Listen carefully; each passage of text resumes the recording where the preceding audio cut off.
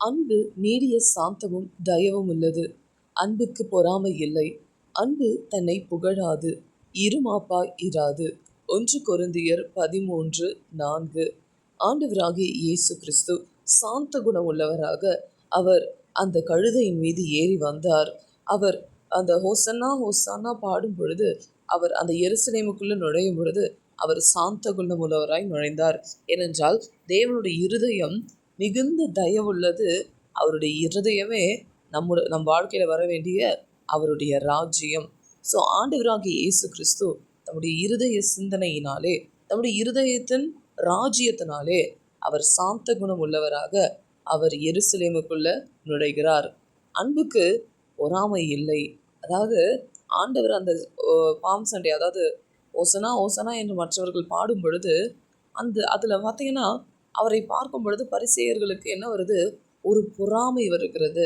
So அவர்கள் இருதயத்தில் பார்த்தீங்கன்னா அன்பில்லாதது நிமித்தம் பொறாமைப்பட்டு பொறாமையினாலே அவரை ஒப்பு கொடுத்தார் என்று எழுதப்பட்டிருக்கிறது. ஆனாலும் ஆண்டவருடைய அன்பு அது என்றும் மாறாததா இருக்கிறது.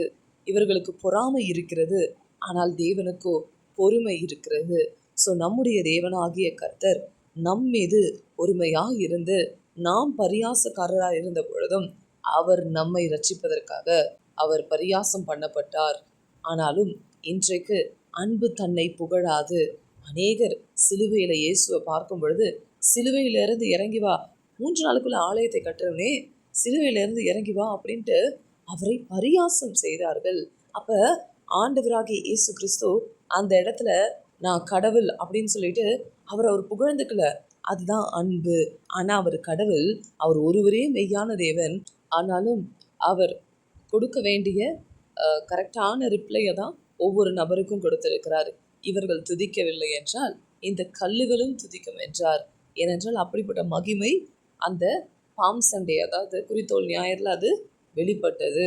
ஸோ இன்றைக்கும் நாம் நம்முடைய இருதயத்தில் கடினப்படுத்தாமல், நம் இருதயத்தில் இருமாப்புள்ளவர்களாக இராமல் கர்த்தருடைய பாதத்தில் நம்மை ஒப்பு கொடுக்க வேண்டும்.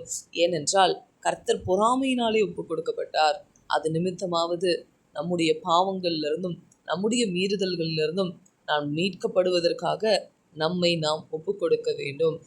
ஆவியிலே கனி தருகிறவர்களாகவும் உங்கள் காலத்தில் நீங்கள் கனி தருகிறவர்களாகவும் உங்களை காத்து கொள்ளுங்கள். உங்கள் இருதயத்தை காத்து கொள்ளுங்கள்.